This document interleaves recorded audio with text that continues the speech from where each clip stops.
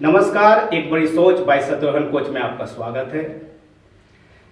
हमारे शरीर का संगठन 70% जल से बना है। केवल हमारा शरीर ही नहीं अपितु हमारी पृथ्वी भी 2/3 जल से आच्छादित है।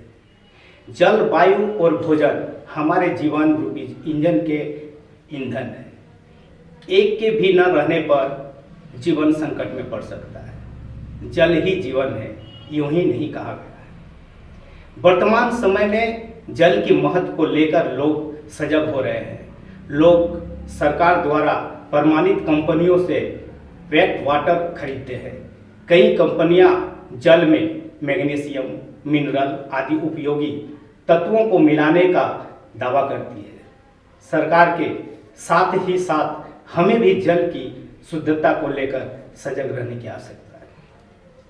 आप समझ रहे होंगे कि मेरा आज का मुद्दा क्या है।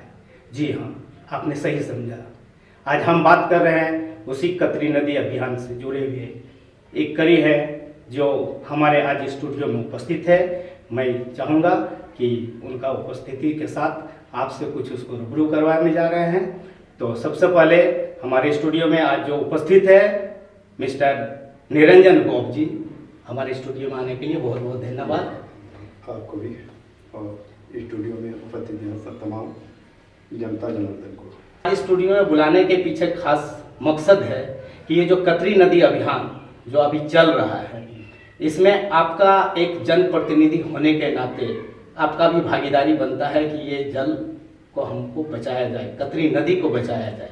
इसको लेकर आप कितना सजग है हमारे व्यूअर को बताएंगे और क्या करने जा रहे हैं इसको लेकर? देखिए, अभी आए दिन कुछ दिन पहले आपने देखा होगा कि हमारे पंचायत के अंतर्गत खमारगोड़ा कतरी नदी पर जो अतिक्रमण हो रहा है, आपका जो है त्रिवेणी कंपनी के द्वारा और वहाँ पे स्थानीय एक दबंग भू माफिया के द्वारा जो अतिक्रमण किया जा रहा है, उसको लेके हम लोगों ने मतलब आंदोलन शुरू कर दिया है और उसका जो है कुछ ही दिन बाद आपको रिजल्ट देखने को मिल जाएगा।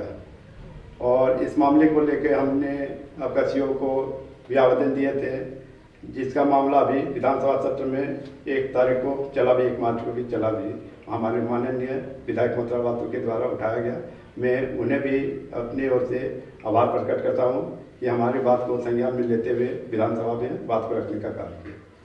जैसा कि विधानसभा में जो बात उठाया जा रहा है, इसमें कंपनी के तरफ से ये कहा जा रहा है जैसे कि ये कतरी नदी जो है सो ये अभियान से जो है किसी का अतिक्रमण नहीं हुआ है। सरकार का जो दृष्टिकोण में जो आया है, ऐसा बात सामने भी आ रहा है। तो इसमें कहाँ तक आप सही देख पा रहे हैं? सरकार तो मुद्दा तो उठाया है, लेकिन उसका सही डिसीजन कहाँ? आपका माननीय मंत्री जो है हमारी जोगा मांझी जी के द्वारा बताया गया कि आपका तोपचाची से जो कतरी नदी बह के आई हुई है, वहाँ पे आपका काकोत है, कोई जो आपका 20 विधानसभा क्षेत्र पड़ता है, वहाँ तक कोई अतिक्रमण नहीं हुआ। लेकिन उसके बाद से जो उसके बाद से है आपका काकू मोजा से जो आपका क्या बोलते हैं, जो मॉडल पंचायत पड़ते हैं काकू मोजा, वहाँ से जो आपका वह खमारगोड़ा से लेके आपका इधर सलानपुर, आपका रमकलानी, आपका केसरपुर होते हुए जो आपका गहलीटार, इधर अतिक्रमण हो रहा है। इस बात को उन्होंने भी स्वीकार किया है,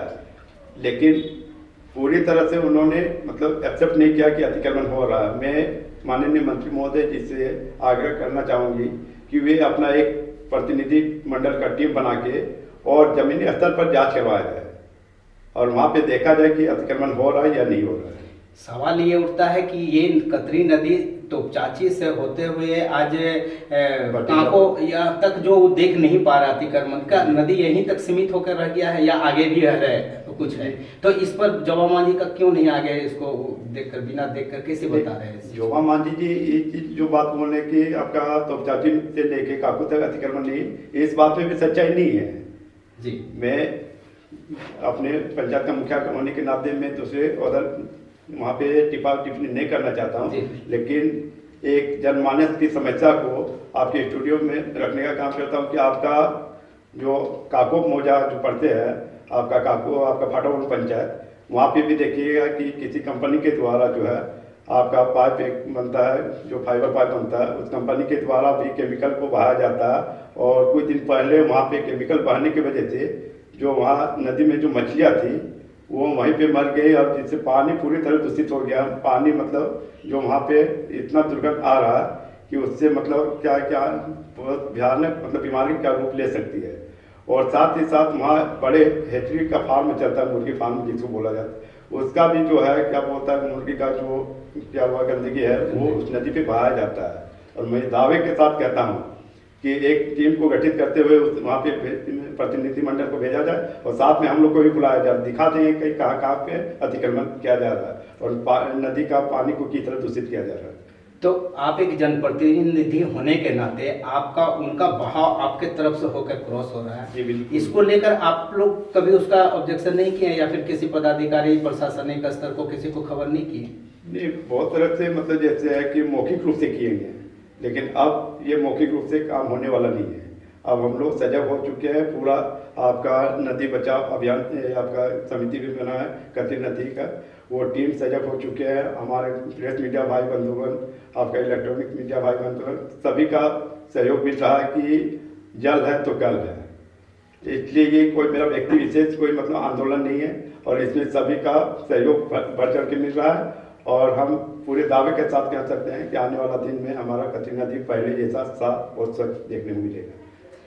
तो व्यूअर आप देख रहे हैं जो हमारे निरंजन गोप जी जो मुखिया जी है जमवाटर पंचायत से, इनका कहना है कि जो कुछ आज जो कतरी नदी में जो गंदगी बहा हो रहा है इसको लेकर ये सजग है और इस पर ये अपना काम कर रहे हैं, लेकिन बात वहीं का फिर से आ रहा है। हमने भी जब इसका एक सर्वे के लिए जब टीम भेजे तो उस टीम में देखा गया कांको पेट्रोल पंप के सामने जो पुल है वहाँ से देखने के बाद एक भूमाफिया बोलिए चाहे वो रेती बता रहे अपने आप को क्या है, उसको देखने से साफ पता चल रहा है कि ये इंक्रोचमेंट के अंदर में आ रहा है नदी।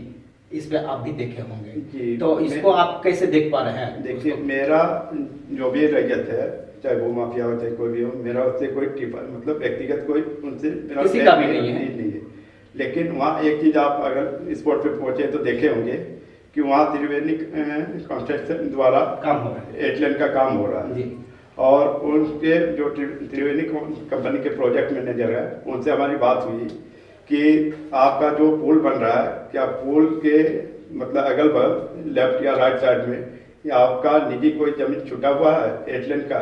तो उन्होंने बताया कि मेरा पुल से जो है 8 मीटर जो है आपका उत्तर की ओर, 8 मीटर दक्षिण की ओर, मतलब मेरा अपना जमीन छुटा हुआ है एटलेंट का। लेकिन उस हकीकत में तो ऐसा कुछ दिखा नहीं। लेकिन हकीकत में वहाँ पे देखिएगा आप कि उस आपका रैयत के द्वारा जो बोल रहे कि अपने आप को रैयत बोल रहे, उस रैयत के द्वारा बाउंड्री वॉल करते हुए पूरा मतलब जो है आपका एटलेंट तक सटा दिया गया है। और उससे क्या हम आम जनमानस को क्या समस्या होगा? तो इसको लेकर आप लोग कभी विरोध में कुछ नहीं आपने विरोध किए हैं? पूरा ग्रामीण महिला गाँव घर की महिला माता बहने जाके रैयत के साथ नोकझोंक हुई है, और उस रैयत का कहना है कि वो मेरा मतलब निजी जमीन है और इसीलिए हम मतलब रास्ता को अवरुद्ध कर रहे हैं, मतलब पूरी तरह से ब्लॉक कर रहे हैं।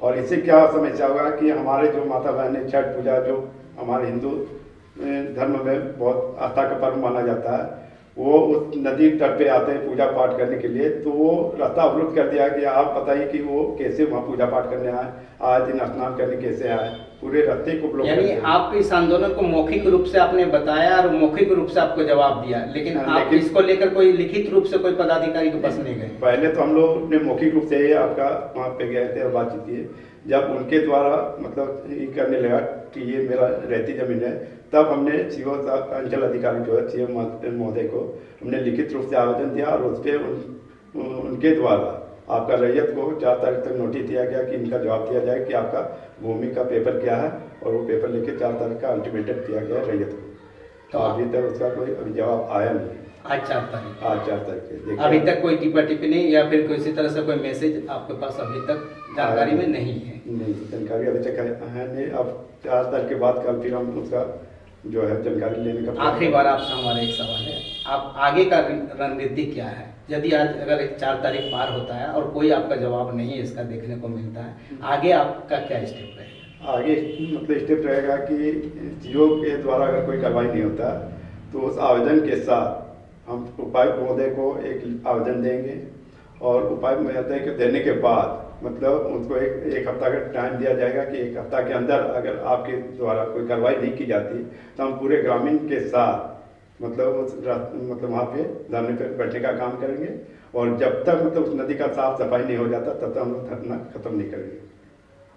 तो दोस्तों, ये देख रहे हैं कतरी नदी अभियान को लेकर हमारे जमुआटार पंचायत के मुखिया जी निरंजन गोप जी आज हमारे स्टूडियो में आए थे। अपनी तरफ से ये भरपूर कोशिश में हैं, लगे हुए हैं और इनका कहना है कि अगर ये मौखिक रूप से न सुना तो हम लिखित रूप से आएंगे, लिखित रूप से भी नहीं अगर आए तो हम इसका उग्र आंदोलन के रूप में आएंगे। इसी तरह से ये कतरी नदी बचाव में अगर सभी अगर भागीदारी इंसान अगर यदि अपना उत्तराधिकारी को समझते हुए अपना जनप्रतिनिधि को लेकर, चाहे वो किसी भी वर्ग से हो, सामाजिक वर्ग से हो, आपका व्यवसाय वर्ग से हो या फिर राजनीतिक वर्ग से हो, अगर अपना कर्तव्य समझकर अगर आगे आए और अगर ये कतरी नदी को बचाए तो इसमें हम सभी का ही दायित्व भी बनता है और ये होना भी चाहिए। तो आज के कड़ी में हम इस वीडियो को ज़्यादा बहुत बड़ा ना करें और नेक्स्ट बार फिर हम निरंजन जी को आमंत्रित करेंगे। फिलहाल के लिए आज का वीडियो यहीं पर हम लोग समाप्त करते हैं। अगर ये वीडियो आपको अच्छा लगा हो तो शेयर करें, सब्सक्राइब करें, लाइक करना ना भूलें और बेल आइकन को जरूर दबा दें ताकि हमारा कोई भी वीडियो आए तो आपका इसका नोटिफिकेशन मिलता रहे। एक बार हमारे स्टूडियो में आने के लिए निरंजन जी को एक बार फिर से स्वागत। धन्यवाद।